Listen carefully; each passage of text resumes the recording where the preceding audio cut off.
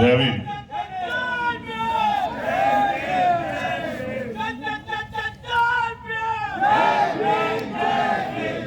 जय भीम।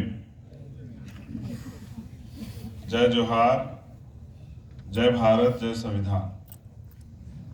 मैं हिंदी में आपके सामने अपनी बात रखूंगा। उम्मीद है कि मोस्टली लोग समझेंगे। जो लोग नहीं समझ पाएंगे वो ट्रांसलेट करवा लेना मेरे जाने के बाद।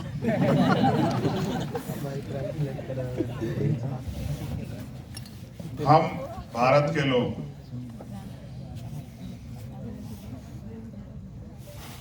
ऐसा भारत के कॉन्स्टिट्यूशन की, जो भारत का सबसे बड़ा ग्रंथ है, उसके प्रेम्बल में लिखा हुआ है कि हम भारत के लोग। लेकिन हमारे होने ना होने से कोई फर्क ही नहीं पड़ता। अगर हम हैं तो भी फर्क नहीं पड़ता, अगर हम नहीं हैं तो भी फर्क नहीं पड़ता। काश फर्क पड़ने लगे। हमारे जीवन की वैल्यू, हमारे सपनों की वैल्यू, हमें भी इंसान समझा जाए।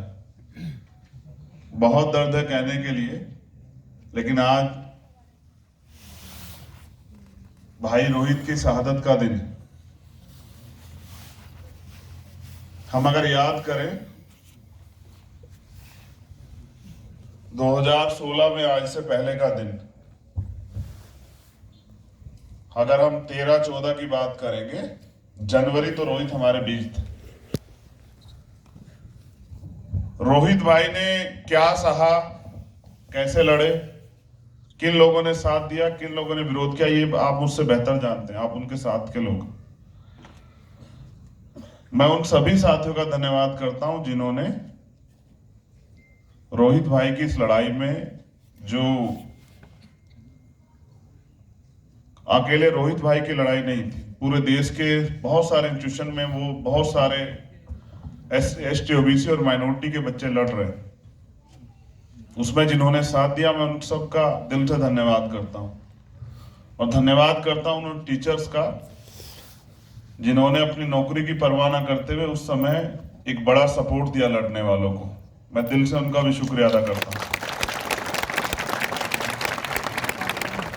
मैं हर बार रोहित भाई को वहीं से नमन करता हूं, लेकिन इस बार सबरी और तमाम साथियों की वजह से अवसर मिला कि मुझे यहां आके अपनी बात रखने का मौका मिला। मैं कोई अकेला नहीं हूं, मेरे जैसे बहुत सारे लोग इस देश में लड़ रहे हैं और तब तक लड़ते रहेंगे जब तक इस देश में गैर बराबरी पर आधारित ये व्यवस्था खत्म नहीं होती और मानवता का राज स्थापित नहीं होता, तब तक हम इस लड़ाई को लड़ते रहेंगे।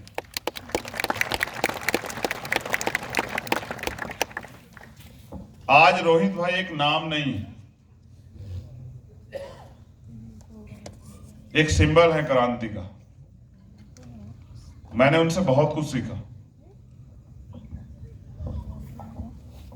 मैं अपने स्ट्रगल पीरियड में, जब मैंने ये शहादत हुई तो हम लोगों ने प्रोटेस्ट किया और वहीं से हम लोग सॉलिडेरिटी में लड़ रहे थे, लेकिन मैंने उनसे बहुत कुछ सीखा।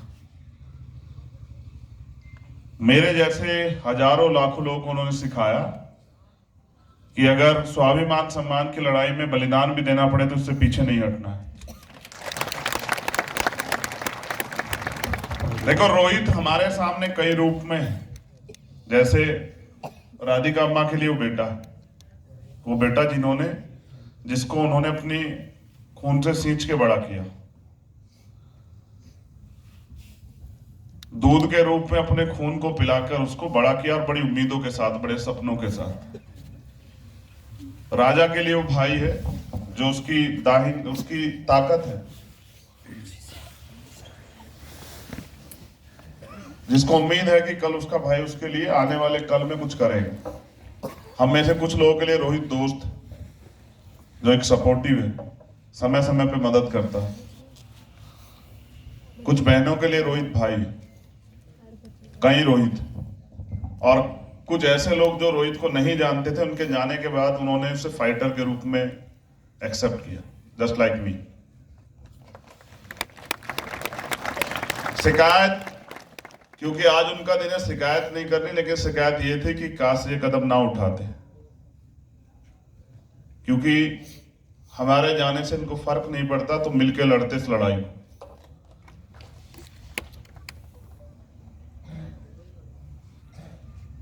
हम कॉलेज यूनिवर्सिटी जब जाते हैं, कॉलेज यूनिवर्सिटी से पहले एक छोटे से घेरे में होते हैं, छोटी सी दुनिया होती है हमारी, छोटी सी सोच होती। क्योंकि मैं खुद छात्र राजनीति कॉलेज यूनिवर्सिटी की लाइफ जी के आया हूं, तो मैंने महसूस किया कि बड़ी सी दुनिया, सोचना, समझना, बोलना, सपने देखने का अवसर हमें कॉलेज और यूनिवर्सिटी में मिलता है। फिर उनको पूरा करने के लिए हम लोग ताकत लगाते हैं, कंपटीशन, बहुत सारी चीजें, और इस डर के साथ कहीं फेल ना हो जाए, ये डर भी लगातार बना रहता है।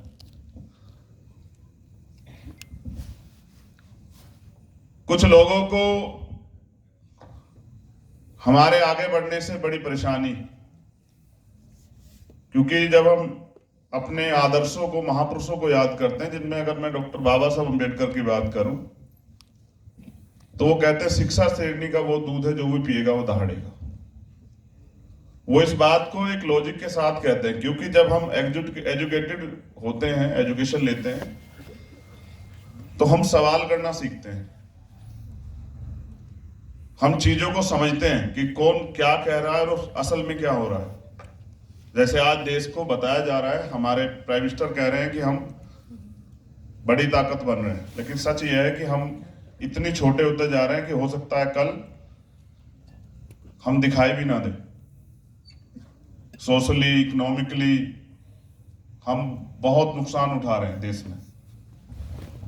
तो ज्ञान हमें देखने का एक अवसर देता है और ज्ञान बांटने से बढ़ता है। जिस तरह से हम लोग ज्ञान को लेने के लिए लंबे समय से संघर्ष कर रहे हैं, देखो, जिन लोगों को पढ़ने का अधिकार भी नहीं था, वो आज यूनिवर्सिटियों से टॉप कर रहे हैं, सिविल सर्विसेज को टॉप कर रहे हैं, जिन लोगों को पढ़ने का अधिकार नहीं था। यानी कि बुनियादी रूप से किसी से कमजोर नहीं। लेकिन अगर आप पुराने इतिहास को देखोगे, आजादी से पहले, तो कुछ लेखकों को, जैसे तुलसीदास जी टाइप लोग हैं, उनको बड़ी तकलीफ रही है महिलाओं से, शूद्रों से। उनको वो पिटते छिटते अच्छे लगते हैं, उनको महिला बेबस, लाचारी अच्छी लगती है। वो कमजोर महिलाओं को ही देखना चाहते हैं। लेकिन आज जब मैं यहाँ यूनिवर्सिटी कैंपस में आया और देश में जाता हूं, तो आज महिला अपनी शक्ति का जो है एहसास कर रही है। वो हर फील्ड में आगे बढ़ रही है। वो पत्रकार भी है, वो डॉक्टर भी, इंजीनियर भी है, वो सिविल सर्वेंट भी है, वो घर भी चला रही है, और कई बार वो देश भी चला रही है, प्रदेश भी चला रही है। तो ये सब चीजें करने का मौका मिला हमें एजुकेशन के बदौलत। आज हम लोग अपनी अपनी फील्ड में आगे बढ़ रहे हैं, सब लोग मेहनत कर रहे हैं। जो लोग बच्चे यहाँ हैं, उनके लिए भी मंगल कामना है। वो प्रयास कर रहे हैं कि वो खड़े हो जाए अपने पैरों पे। ये सारी लड़ाई आज की नहीं है। पायल ताडवी को हमने रोहित के बाद देखा, डेल्टा मेघवाल को देखा, फातिमा को देखा, नजीब को देखा। हमने सोचा था कि रोहित के बाद ये लड़ाई खत्म हो जाएगी, लेकिन खत्म नहीं हुई। लेकिन रोहित की शहादत से एक चीज पैदा हुई बहुत सारे लोगों में, कि अब वो लड़ रहे हैं, अब वो अपनी लड़ाई को लड़ रहे हैं, छोड़ नहीं रहे, उससे कमजोर नहीं पड़ रहे। अच्छा, मेरा एक अनुभव है, अगर किसी को लगता हो कि सुसाइड करना बहुत आसान काम है, तो ये बहुत बड़ा झूठ। जो लोग कहते हैं कायर लोग सुसाइड करते हैं, ये भी बहुत बड़ा झूठ है। जिसको इसको टेस्ट करना हो ना, तो छोटा सा कट लगा के देखना, एहसास हो जाएगा। अपने जीवन को खत्म कर देना एक बहुत बड़ी ताकत और इंसान की निशानी है। लेकिन सुसाइड कब करता है आदमी, ये भी समझने की बात है। आदमी सुसाइड तब करता है जब वो नाउम्मीद हो जाता है कि अब उसको कोई न्याय नहीं मिलेगा। आज क्योंकि हम लोग बोलने लगे हैं, सवाल खड़ा करने लगे तो चुभने भी लगे, वरना बहुत सारे रोहित पहले भी गुमनाम रह गए हैं। एएसआई का मैं धन्यवाद देता हूं उन सभी संगठनों का जिन्होंने इस रोहित के जाने के बाद इस लड़ाई को लड़ा और पूरी दुनिया को बताया कि हम जिंदा हैं। देखो, मैंने कुछ पढ़ा है अपने जीवन में और मैंने प्रैक्टिकल दुनिया देखी है, तो मैं चीजों को समझता हूं। लिखा गया कि जिस समुदाय के युवा शक्ति, जस्ट लाइक ये जो मेरे सामने बैठी और मैं खुद, जिस समुदाय का युवा जीते जी उस समुदाय के हक, अधिकारों, मान सम्मान की लड़ाई नहीं लड़ता, वो समाज पे कलंक होता है अगर वो ऐसा नहीं कर रहा। यानी कि वो जीते जी भी मरे हुए के समान होता। और जिस समाज की युवा शक्ति अपने हक, अधिकारों, स्वाभिमान, सम्मान और तरक्की की लड़ाई लड़ती है, वो मरकर भी अमर हो जाती है, जस्ट लाइक रोहित वेमुला। ये उदाहरण है हमारे पास। इसलिए हमें लड़ाई को छोड़ के नहीं भागना है, हमें लड़ाई को लड़ना, फोर्स के साथ लड़ना है। अब तो सोशल मीडिया और तमाम तरह के प्लेटफॉर्म है, हम अपनी आवाज को उठा सकते हैं, बोल सकते हैं, चिल्ला सकते हैं। भारत में डेमोक्रेसी का सबसे बड़ा फायदा अगर कोई उठा रहा है कॉन्स्टिट्यूशन का, तो बंगारू दत्तात्रेय उठा रहे। अगर डेमोक्रेसी नहीं होती तो कोई धूल चाट रहा होता हमारे हाथों। सीरियसली बता रहा हूं, संविधान का सबसे बड़ा फायदा वो उठा रहा है। अगर राजतंत्र होता तो रोहित का ये भाई बताता उसे कि बंगारू दत्तात्रेय की असली जगह कहां है। नजीब का ये भाई बताता कि नजीब को नुकसान पहुंचाने वाले कहां हैं। लेकिन क्योंकि हम संविधान को मानने वाले लोग हैं, इसलिए भरोसा भी करते हैं संविधान पे कि संविधान हमें न्याय देगा। और कहा गया है कि न्याय हमारा जन्मसिद्ध अधिकार है। कॉन्स्टिट्यूशन ये कहता है, कॉन्स्टिट्यूशन ये भी कहता है कि जाति, धर्म, समुदाय, लिंग के आधार पे कोई भेदभाव नहीं होना चाहिए, लेकिन हो रहा है। सत्ता में बैठे गए लोग कर रहे हैं। न्याय जन्मसिद्ध अधिकार है, लेकिन कहां मिल रहा है बताओ?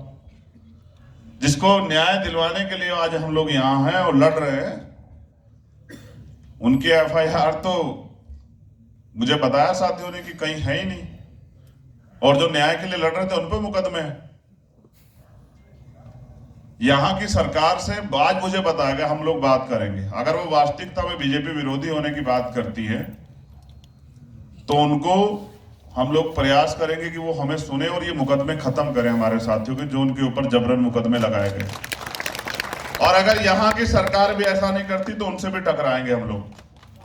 फिर हम यहाँ के चीफ मिनिस्टर को भी चैन से नहीं बैठने देंगे अपने घर में, अगर हमारे भाई जिस तरह से परेशान घूम रहे हैं, अन्याय भी उनके साथ हुआ और उनको ही जो है सहना पड़ रहा है। वो कोर्ट भी जाते हैं और उनको जो है समन भी आते हैं, लेकिन जिन्होंने किया वो तो खुलेआम घूम रहे हैं। तो हम प्रयास करेंगे, और वास्तविकता में अगर सरकार विरोधी है उस विचारधारा की, जो असमानता की विचारधारा है, तो सरकार को ही खुद से करना चाहिए था। जो मांगे उस समय रखी गई थी वो भी पूरी नहीं हुई। असल में सरकार के लोगों को भी लगा होगा कि ये लोग ज्यादा दिन चिल्लाएंगे नहीं, मगर उनको एहसास नहीं कि रोहित बीज था, वो फल फूल नहीं था, वो बीज था जो पैदा होता रहेगा। और आज पैदा जिंदा है रोहित हमारे बीच में। हम ना रोहित को तब कल मरा हुआ मानते थे, ना आज मानते हैं। रोहित शहीद हुआ, शहीद कभी नहीं मरते, अमर होते हैं, वो हमारे बीच ही। मेरी आपसे भी कुछ अपील, ये जो डर आपने अपने अंदर पैदा किया ना, इसको भी निकालिए। आप अपने आसपास बैठे हुए लोगों को देखिए कि आपसे अलग है क्या? 2 हाथ, 2 पैर, 2 आंखें, सब कुछ एक जैसा ही तो है। फिर ये ऐसा क्यों कि हम लोग इस डर में हैं कि हम नहीं कर सकते हैं?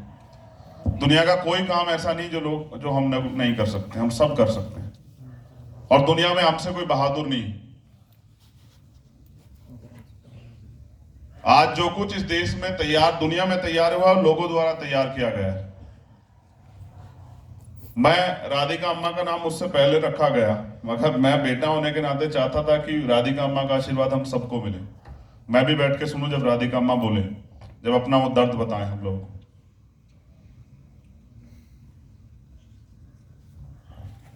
रोहित की शहादत एक उदाहरण है कि हमें जो सामना करना पड़ता है उसके वो उस लड़ाई को आगे बढ़ाने की देर है। आज देश में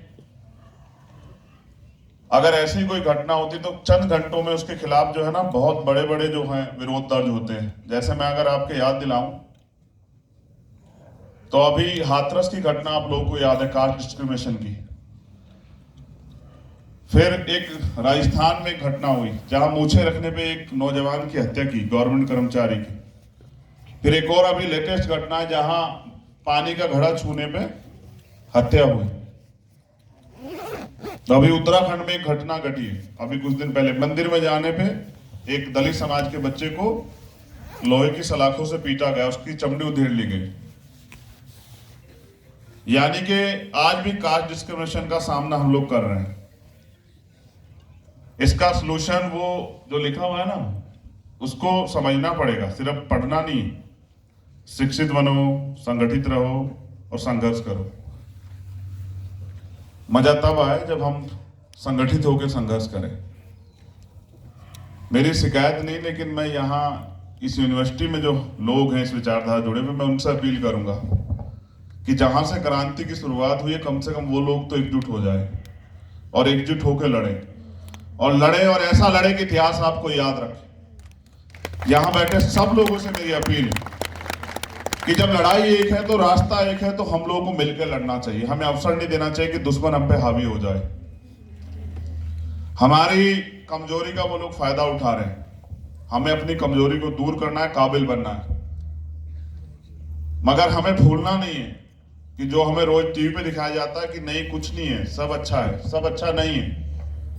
आपकी कॉलेज यूनिवर्सिटी पे को बंद करने के लिए सरकारें मौका ढूंढ रही है, क्योंकि उनको आपके सवाल से, आपकी तरक्की से, आपके आगे बढ़ने से डर लगता है।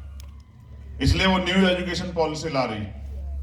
और अगर आप चुप रहेंगे तो ये आने वाली पीढ़ियों की आदत बनेगी और इसका खामियाजा आपको आने वाली पीढ़ियों को उठाना पड़ेगा। आज हम पे समान अवसर है, हम यहां भी पढ़ सकते हैं और अपनी मेहनत के बल पे दुनिया के कॉलेजेस में भी जाके पढ़ सकते हैं।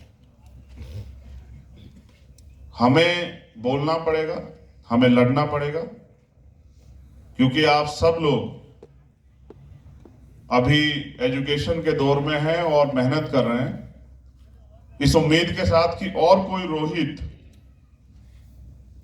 शहादत ना दे, और कोई रोहित जो है कमजोर पड़ के निराश होके टूट ना जाए। इसलिए एकता बना के लड़ते रहिए।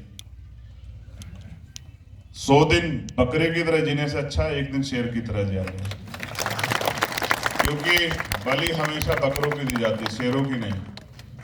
आप जब मैं कोरेगांव जाता हूं ना तो वहां उस पे बाबा साहब ने कुछ लिखा है, आपको जानना चाहिए।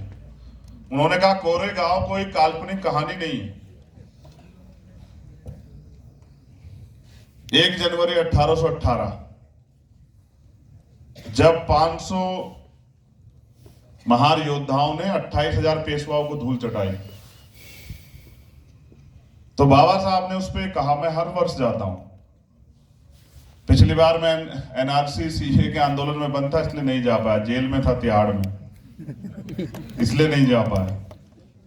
तो उन्होंने कहा कि कोरेगांव कोई कल्पना कहानी नहीं है, कोरेगांव हमारे वीरों का इतिहास है। इसलिए कोरेगांव जाके उसको नमन करना चाहिए और ये याद रखना चाहिए कि हम सिंहों की तरह जिए इस देश में और हमें शेर बन के जीना, हमें भेड़ बकरी नहीं बनना। मेरे पास बहुत सारी डिग्रियां है, पढ़ाई के साथ साथ मेरे पास लोकल जेल की, प्रदेशों की जेल की और देश की सबसे बड़ी जेलों की भी डिग्रियां है।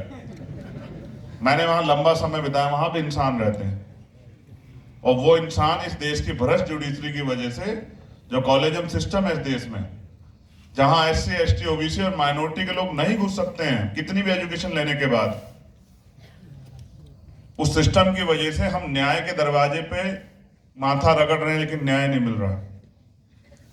अभी सर कुछ कह रहे थे कास्टलेस सोसाइटी, और उन्होंने कहा, अपने शब्दों में कहा कि वो जैसे हाथी के पैर के फुटप्रिंट किसी दूसरे जानवर से मैच नहीं करते हैं, उस तरह से जाति व्यवस्था भी खत्म नहीं होगी। जाति व्यवस्था भी खत्म होगी आपकी आंखों के सामने, और कास्ट डिस्क्रिमिनेशन भी खत्म होगा, और स्वाभिमान सम्मान का जीवन भी मिलेगा, समता मूलक समाज भी बनेगा, इस देश में भाईचारा भी आएगा।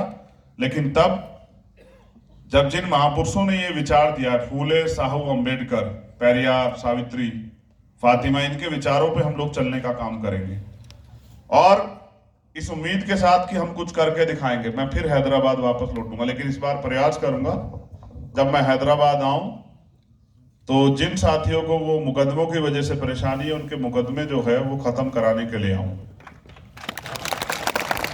मैं जो वादा करता हूं उसको झूठा नहीं करता हूं। मैं आपसे पूर्ण जिम्मेदारी से वादा कर रहा हूं अपने साथियों से कि अगर ये सरकार नहीं मानेगी तो इस सरकार में विरोध के लिए तैयार हो जाए। सबके लिए दरवाजे खुले में, हम लोग किसी से नहीं डरते हैं, बट डरते हैं तो संविधान के विरुद्ध में जाने से। आप सभी के लिए मंगल कामनाएं। रोहित भाई जिंदा हैं, जिंदा थे और जिंदा रहेंगे। रोहित भाई की शहादत और उनको न्याय के लिए जो लड़ाई अभी बाकी है उसको भी लड़ना है। जिन लोगों ने बुलाया उनका धन्यवाद। जय भीम, जय भारत, जय जोहार, जय संविधान।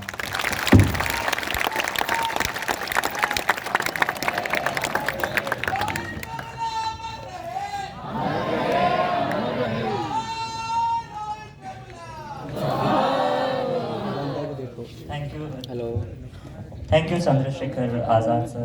Justice for Rohit Vemula movement आपके जोश को सलाम करता है और उससे प्रेरणा लेता है। I will now invite Radhika.